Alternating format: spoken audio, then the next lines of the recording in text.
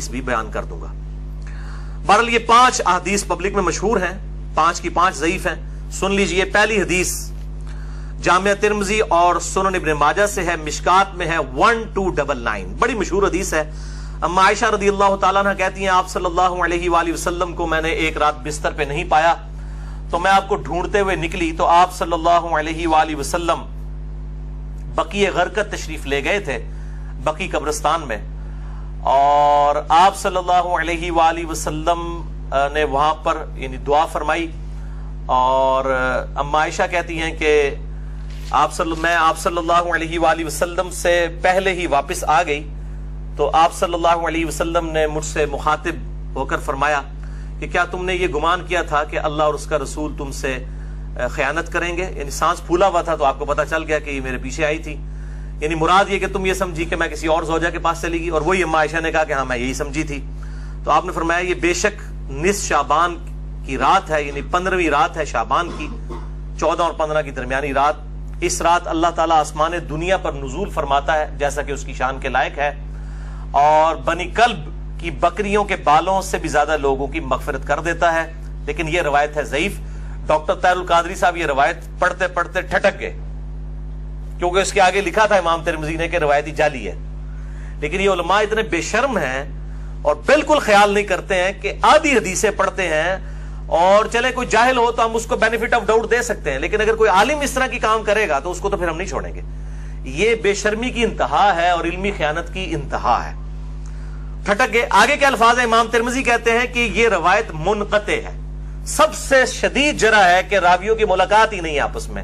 اور وہ کہتے ہیں اس میں جو تبع تابعی ہے یحییٰ بن کثیر, اس کی ملاقات تابعی عروہ سے ثابت نہیں جو سیدہ عائشہ کے بھانجے تھے, اور جو تبع تابعی ہے حجاج, اس کی ملاقات یحییٰ بن کثیر سے سما ثابت نہیں ہے. اور پھر ساتھ امام ترمذی نے لکھا کہ میں نے اپنے استاد امام بخاری رحمہ اللہ تعالی جنہوں نے صحیح بخاری لکھی ہے ان سے جب اس حدیث کے بارے میں پوچھا تو انہوں نے بھی کہا یہ حدیث صحیح نہیں ہے, یہ حدیث ضعیف ہے, اور یہ سارے حکم انہوں نے بتائے.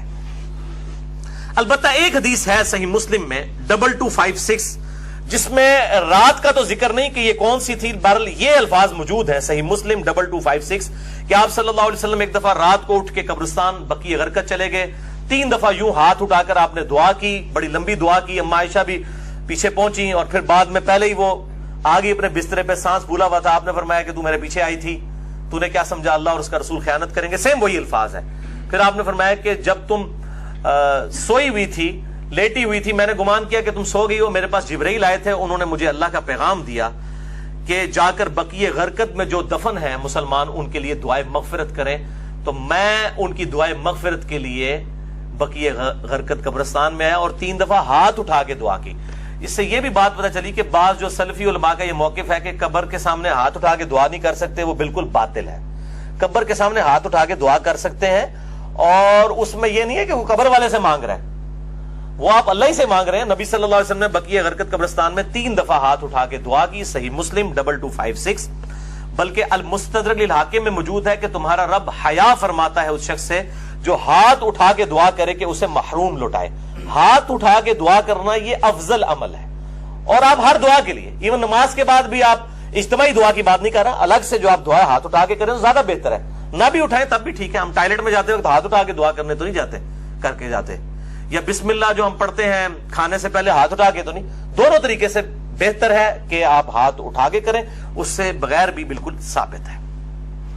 دیکھ لیں میں ساتھ کتنے چھوٹے چھوٹے مسائل بتا دیتا ہوں. اور یہی جو مسلم کی حدیث ہے 2256 اسی میں وہ دعا ہے, السلام علیکم اہل الدیار من المؤمنین والمسلمین وانا انشاء اللہ بکم للاحقون نسأل اللہ لنا ولکم العافیہ, جو قبرستان جانے کی دعا ہے کہ اے اس قبرستان کے رہنے والے مسلمان مرد و عورت, مومنین مرد و عورت, ہم تم پر سلامتی بھیجتے ہیں اور ہم تم سے اللہ کے حضور جو ہے وہ عافیت کا سوال کرتے ہیں. بے شک ہم بھی مر کے تمہارے پاس آنے والے ہیں, اپنے لیے بھی اور تمہارے لیے بھی اللہ کے حضور ہم عافیت کا سوال کرتے ہیں.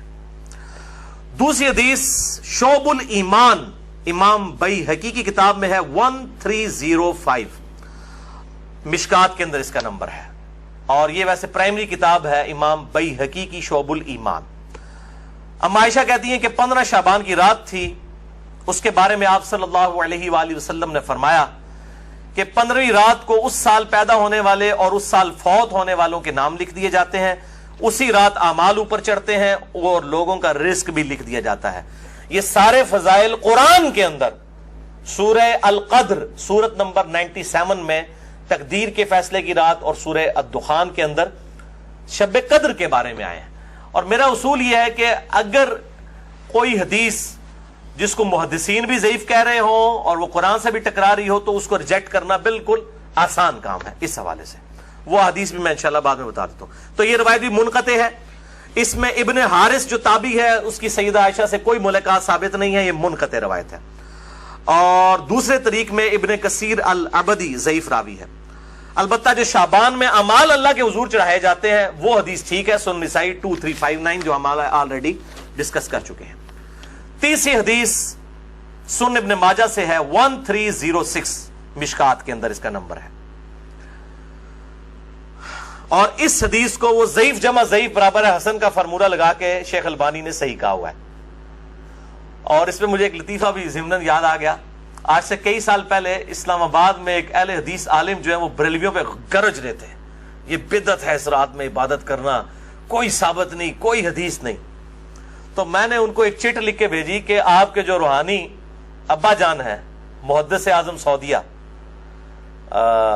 شیخ ناصر الدین البانی، انہوں نے تو یہ سنن ابن ماجہ کی روایت کو جو مشکات میں 1306 ہے اس کو تو صحیح کہا ہوا ہے، تو مہربانی کر کے یہ جتنا غصہ ہے یہ البانی پہ بھی نکالیں آپ۔ تو اگر آپ کہتے ہیں اس کی اجتہادی غلطی ہے تو ان بیچاروں کو بھی اجتہادی غلطی کہہ کے چھوڑ دیں، یعنی آپ نے دوگلی پالیسی کیوں رکھی ہے؟ یا کم از کم پبلک کو بتائیں تو صحیح، لے جی بے شرمی کی انتہا ہے، اس بندے نے چٹ بھی پڑھی ہے لیکن بیان نہیں کیا۔ اپنے بابے سب کو ہی پیارے ہیں، ہمارا بابا ہمیں پیارا تو وہی صاحب ہے، بابے سب کو پیارے ہیں۔ یہ بابوں کا فتنہ بڑا خطرناک ہے، چاہے وہ کسی بھی شکل میں نکل آئے۔ تو یہ مجھے ضمناً بات یاد آ گئی اسی حدیث کے حوالے سے۔ ابو موسیٰ اشعری رضی اللہ تعالیٰ عنہ کہتے ہیں کہ نبی صلی اللہ علیہ وسلم نے فرمایا، بے شک اللہ تعالیٰ شعبان کی 15ویں رات اپنے بندوں پر خصوصی توجہ فرماتا ہے اور تمام مخلوق کو بخش دیتا ہے سوائے نمبر 1 مشرک کے اور نمبر 2 کینہ رکھنے والے کے۔ یہ انتہائی سخت ضعیف روایت ہے اور اس میں کئی حکم ہیں۔ نمبر 1 زبیر بن مسلم اور عبد الرحمن مجہول راوی ہیں، ان نون راوی ہیں، جن کا کوئی یعنی لاپتہ راوی ہیں، جن کا کوئی تعارف نہیں ہے۔ دوسرا ابن لہیہ اور ولید بن مسلم، یہ دونوں مدلس ہیں اور عام سے روایت کر رہے ہیں اور سما کی تصریح کوئی نہیں ہے۔ اور شیخ زبیر صاحب نے مشکات 1306 کے فٹ نوٹ پہ لکھا کہ اس کی جو سند ہے یہ ظلمات میں ڈوبی ہوئی ہے، یعنی کسی صورت یہ حسن درجے تک نہیں پہنچتی ہے، یہ تو ضعیف میں بھی سخت ترین ضعیف روایت ہے۔ اور اس میں پھر اب وہ 11,000 وولٹ والی روایت یہاں پہ بیان کر دوں جو کہتے ہیں ہم صحیح اور ضعیف کا فرق نہیں کرتے، اور میری مجبوری ہے، اس کے بغیر یہ دماغ میں ڈرل نہیں ہوتا، یہ روایت میں بیان نہ کروں تو۔ مشکات میں ہے 4902 مسند احمد اور امام بخاری کی الادب المفرد کے حوالے سے۔ امام بخاری کی بھی ساری حدیثیں صحیح نہیں ہیں، صرف صحیح بخاری کی روایتیں صحیح ہیں، الادب المفرد میں یہ ضعیف روایت ہے۔ اور اگر ہم ڈاکٹر طارق قاضی صاحب کہتے ہیں ہم امام حنیفہ کے مقلد ہیں، آپ بخاری کے مقلد ہیں، اگر ہم بخاری کے مقلد ہو تو اس روایت کو صحیح مانیں۔ مشکات میں 4902 ہے کہ جو شخص اپنے جہلی نسب پر فخر کرے تو اس کو پھر تم کہو کہ تم اپنے جہلی نسب پہ فخر کرتے ہو، اسے کہو کہ اپنے باپ کی شرمگاہ کاٹ کے اپنے منہ میں رکھ لے، نعوذ باللہ من ذالک۔ اور یہ بات اس سے کنایے سے نہ کرو، ڈائریکٹ کرو۔ اتنی بےہودہ بات آپ صلی اللہ علیہ وسلم کبھی کہہ سکتے ہیں؟ وَإِنَّكَ لَعَلَىٰ خُلُقٍ عَظِيمٍ، اخلاق کے بلند ترین درجے پہ فائز۔ اور بخاری اور مسلم کی حدیث کہ آپ صلی اللہ علیہ وآلہ وسلم میں کنواری لڑکیوں سے زیادہ شرم و حیا تھی، وہ اس قسم کی بات کر سکتے تھے؟ اس میں بھی یہی حکم ہے، اس میں حسن بصری مدلس ہیں اور ان سے روایت کر رہے ہیں، اور صحیح مسلم کے مقدمے میں موجود ہے کہ مدلس کی ان والی روایت سما کی تصریح کے بغیر ضعیف ہوگی۔ مسئلہ نمبر 36 میرا سن لیں، ضعیف الاسناد اور من گھڑت احادیث کے فتنے کا تحقیقی جائزہ، جسے شوق ہو تو یہ میں نے الزامی جواب پھکی کے طور پہ یہ اینٹی وانم دیا تھا، یہ والی روایت۔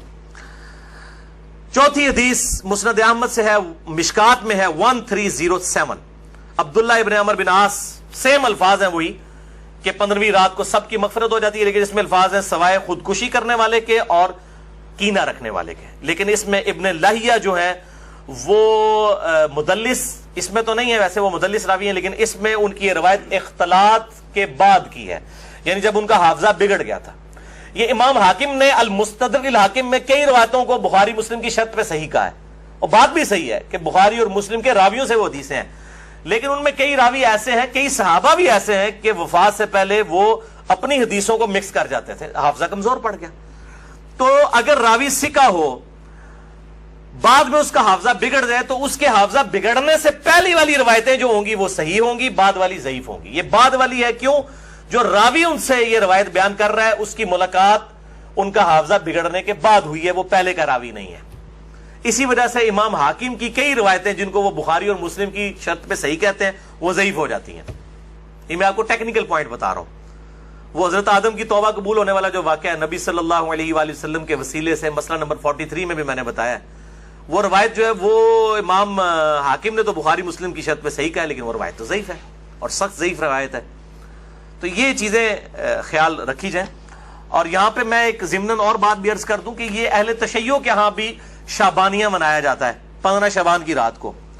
وہ شب برات نہیں منا رہے ہوتے ہیں, وہ امام محمد بن حسن عسکری کا یوم ولادت مناتے ہیں. ان کے ہاں بھی یہ کانسیپٹ نہیں ہے شب برات والا, لیکن وہ ہمارے بریلوی بھائی خوش ہو رہے ہوتے ہیں کہ انہوں نے بھی لائٹنگ کی ہوئی ہے, ہم نے بھی کی ہے, تے سنی شیعہ دا اجماع بنا لیندے نے. دیکھو اجماع کوئی نہیں ہے, وہ اپنے چکر چ ہوندے ہیں, تسی اپنے چکر چ ہوندے ہو. ٹھیک ہے, اسی اپنے چکر چ اسی اپنی آخرت دی فکر چ. تو وہ امام محمد بن حسن عسکری کا یوم ولادت. 5ویں حدیث سنن ابن ماجہ سے ہے, مشکات میں 1308. مولا علی رضی اللہ تعالیٰ عنہ علیہ السلام سے ہے کہ جب شعبان کی 15ویں رات ہو تو آپ صلی اللہ علیہ وسلم نے فرمایا دن کا قیام کرو, رات کا قیام کرو, دن کا روزہ رکھو. اب دن کا روزہ الگ سے صحیح مسلم وہ 27 جو 45 نمبر حدیث تھی اس سے ثابت ہے, اس کی وجہ سے میں نہیں, وہ الگ سے, کیونکہ غروب آفتاب سے طلوع فجر تک آسمان دنیا پر اللہ تعالیٰ نزول فرماتا ہے اور کہتا ہے کوئی مغفرت کا طالب کہ میں اسے بخش دوں, ہے کوئی رزق مانگنے والا کہ میں اسے عطا کروں, ہے کوئی عافیت چاہنے والا کہ اسے عافیت دوں. اور یہ سلسلہ طلوع فجر تک حتی مطلع الفجر, وہ جو سورہ قدر میں شب قدر کے بارے میں آتا ہے, یہ وہی الفاظ ہیں. یہ روزانہ ہوتا ہے, تہائی رات آخری جب رہ جاتی ہے. بخاری مسلم کے حوالے سے میں حدیث بیان کر چکا ہوں. تو 15 شعبان کا روزہ جو ہے وہ معاملہ بالکل الگ ہے. اس حوالے سے اور کئی روایتیں ہیں. شیخ زبیر الزئی رحمہ اللہ تعالیٰ نے ایک پورا مضمون لکھا تھا جو مقالات کی پہلی جلد کے اندر وہ مضمون موجود ہے, جسے شوق ہے تو وہ پڑھ سکتا ہے. 14-15 صفحوں کا مضمون ہے جس میں انہوں نے یہ ساری بحثیں اس کی ضعیف روایتوں کے حوالے سے کی ہیں, اور انہوں نے ہی ایک صحیح قول بھی ایک تابعی کا لکھا. لیکن چونکہ تابعی کا قول مقطوع ہوتا ہے اور تابعی اگر کوئی غیب کی بات کرے گا تو وہ ضروری نہیں کسی صحابی سے سنی ہو, وہ کسی دوسرے تابعی سے بھی سن سکتا ہے. صحابی کی غیبی خبر جو ہے نا بیان کی ہوئی وہ امپلائڈ ہے کہ نبی صلی اللہ علیہ وآلہ وسلم سے سنی ہے. صحابی کی جو مرسل ہے وہ ایکسیپٹیبل ہے, اسے ہم موقوف روایت کہتے ہیں. تابعی کی مرسل ایکسیپٹیبل نہیں, اس کو ہم مقطوع کہتے ہیں. یہ غیبی خبر سے متعلق ہے, لیکن یہ تابعی تک قول ثابت ہے. اس کا مطلب یہ ہوا کہ اس زمانے میں بھی یہ مسئلہ موجود تھا. مکحول تابعی ہیں شام کے, یہ مشہور تابعی ہیں, اور ان کے بارے میں مشہور ہے کہ اکثر مرسل روایتیں چھوٹے ہوئے واسطوں والی بیان کرتے تھے. شعب الایمان امام بیہقی کی کتاب میں انٹرنیشنل نمبر کے مطابق 3671 نمبر یہ روایت ہے. وہ کہتے ہیں کہ 15ویں شعبان کو اللہ تعالیٰ زمین والوں کی طرف متوجہ ہوتا ہے 15ویں شعبان کی رات کو, اور کافر اور کینہ رکھنے والے کے سوا سب کو بخش دیتا ہے. اب یہ روایتیں اتنی زیادہ ہیں کہ اس کی وجہ سے بعض اہل حدیث علماء کا بھی یہ موقف ہے کہ کچھ نہ کچھ اس کی اصل موجود ہے. اکثر تو نہیں مانتے لیکن کچھ اہل حدیث علماء بھی مانتے ہیں, اور دیوبند بریلوی تو ویسے ہی مانتے ہیں. اور میرا موقف شروع سے جو تھا وہی ہے کہ میں ہمیشہ فتویٰ نہیں لگاتا, خود کرتا نہیں ہوں, کسی پہ فتویٰ نہیں لگاتا. میرا مسئلہ نمبر 44 پرانا بھی سن لیں اور اب یہ نیا بھی آج ریکارڈ ہو رہا ہے. میرا موقف وہی تھا 5 سال پہلے بھی, اور باقی میں خود کیوں نہیں کرتا, جب تک کوئی چیز اتھینٹیکیٹ نہ ہو جائے تو نہیں کرنی چاہیے. یہ اکثر کہتے ہیں نیکی کا کام ہے, خیر ہے کرنے دو جی. لوگ سال کے بعد اگر کوئی نکلی ہے عبادت کے لیے, تو میرے بھائی سال کے بعد لوگ عید کی نماز کے لیے نکلتے ہیں, تو آپ عید کی اذان کیوں نہیں دیتے ہیں لوگوں کو بلانے کے لیے؟ نہیں جی ثابت نہیں ہے. تو کیا ثابت نہ ہوئی تو کیا ہوا, گناہ کا کام تو نہیں ہے, دے دیا کرے اذان. سال بعد لوگوں نے عید پڑھنے کے لیے نکلنا ہوتا ہے. پکیجے الزامی جواب, اینٹی وینم, لاجیکل آنسر. تو کہیں گے نہیں جی ثابت نہیں. بھئی آپ کا تو فارمولا تھا, ثابت ہو یا نہ ہو, نیکی کا کام ہے تو کر لیں. تو عید کی اذان دے دیں, جنازے کی اذان دے دیں, کیوں نہیں دیتے؟ کہتے ہیں جی نبی صلی اللہ علیہ وآلہ وسلم سے ثابت نہیں. ہم بھی یہی کہہ رہے ہیں. اور پھر اس حدیث کو بھی یاد کر لیں جو صحیح مسلم میں 2684 اور مشکات میں 2052 ہے کہ آپ صلی اللہ علیہ وآلہ وسلم نے جمعے کے دن کو اور جمعے کی رات یعنی شب جمعہ کو قیام کے لیے مخصوص کر لینا، یعنی میں نے صرف یہ اسی میں ہی قیام کرنا ہے، اس سے منع فرمایا ہے. اور الا یہ کہ کسی کے روزے پہلے سے چلتے آ رہے ہوں یا کوئی پرٹیکولر روزہ آ جائے، جس طرح 10 محرم کا روزہ آ گیا یا یوم عرفہ کا، وہ رکھ سکتا ہے، اس کے علاوہ نہیں. اور بیسیکلی مقصد تھا مخالفت یہود و نصارہ کی. یہودیوں نے ہفتے کے دن کو مخصوص کیا اور عیسائیوں نے اتوار کو، تو کہیں مسلمان جمعہ ہی نہ پھاڑ لین خالی، اور پھر بھی مسلمان بعض نہیں ہے انہوں نے جمعہ پھاڑ لیا ہے، خیال ہونا پھر بھی کوئی نہیں کیا. وَلِعَوْذُ بِاللَّهِ تَعَالَى.